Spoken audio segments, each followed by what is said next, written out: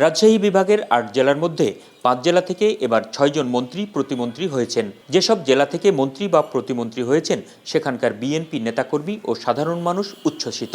তবে যে ৩ জেলা থেকে কেউ মন্ত্রিসভায় জায়গা পাননি সেখানকার বাসিন্দাদের মধ্যে রয়েছে আক্ষেপ। রাজশাহী বিভাগের ৩৯টি সংসদীয় আসনের মধ্যে ২৮টিতে জয় পেয়েছেন বিএনপির প্রার্থীরা। তাদের মধ্যে রাজশাহী সদর আসন থেকে নির্বাচিত মিজানুর রহমান মিনু ভূমিমন্ত্রী হিসেবে দায়িত্ব পেয়েছেন।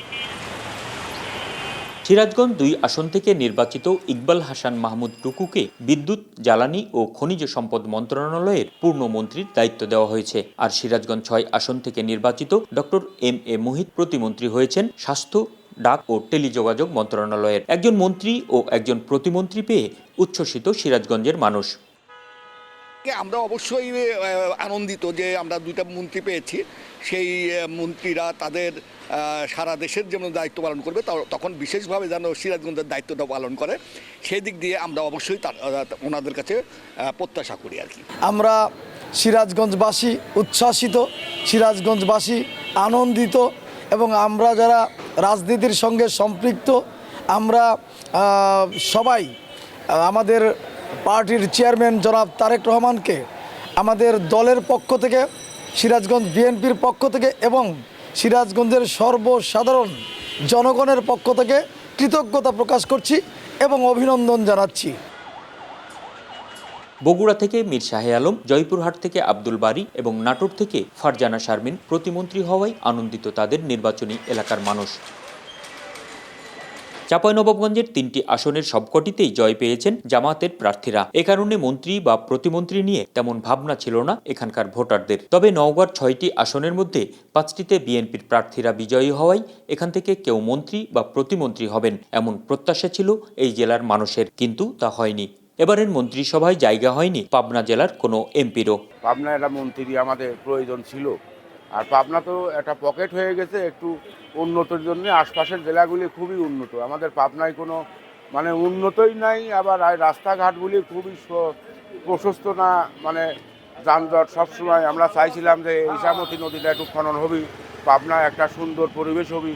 এটা মন্ত্রী পাইলে পরে পাবনাবাসীর জন্য খুবই ভালো হইতো আর কি। বরাবরই আমরা বঞ্চিত হয়েছি। এবার আমাদের আশা ছিল নতুন সরকারের কাছে যে পাবনা সদর থেকে একজন মন্ত্রী দেবেন, দিলে অন্তত আর কিছু হোক না হোক পাবনা সহ আশেপাশের কয়েক জেলার উন্নতিটা আমরা দৃশ্যমান হতো বলে বিশ্বাস করি। আমরা আসলে একটু হতাশ, তবে আমরা হতাশায় থাকতে চাই না।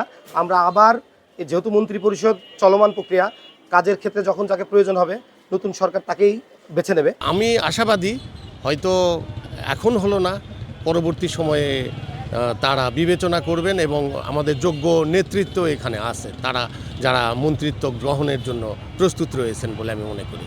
বিশিষ্টজনরা বলছেন এলাকার উন্নয়নে মন্ত্রী পাওয়া জরুরি, এই ভাবনা থেকে বেরিয়ে আসতে হবে। বরং এলাকার উন্নয়নে সংসদ সদস্যদের দক্ষতা আর জনগণের প্রতি দায়বদ্ধতাই গুরুত্বপূর্ণ। হতাশার কিছু নয়, আমি ব্যক্তিগতভাবে খুবই আশাবাদী মানুষ।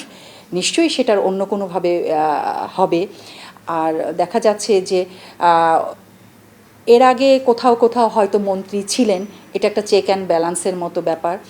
আবার সামগ্রিক অর্থে যখন দেখা যাচ্ছে যে উন্নয়নের একটা যে জায়গা, হয়তো অনেক জায়গায় মন্ত্রী না থেকেও সংসদীয় যে সাংসদ যিনি থাকেন আর কি, এমপি সাহেব, তার মাধ্যমেও উন্নয়ন হয়। আসলে উন্নয়নের জন্য দরকার হচ্ছে আন্তরিক চেষ্টা, এবং সেই অনুযায়ী আর সংসদে কতটুকু অ্যাটেনশন ড্র করে আমি এলাকাবাসীকে একত্র করে কাজ করতে পারছি, সেটিও কিন্তু একটি গুরুত্বপূর্ণ ব্যাপার।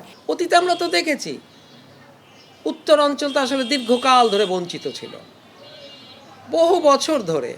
কেন এই কনসেপ্টটাই পাল্টানো উচিত। মন্ত্রী কোথাকার থাক আর না থাক, সকল অঞ্চলের উন্নয়ন সমভাবে হতে হবে, বৈষম্য চলবে না। মন্ত্রী কিংবা প্রতিমন্ত্রী থাকা না থাকা নয়, দেশকে সমানভাবে এগিয়ে নেওয়ার ক্ষেত্রে বিশেষ অবদান রাখতে পারে সরকারের বৈষম্যহীন দৃষ্টিভঙ্গি, এমনটাই মনে করেন সচেতন নাগরিকরা।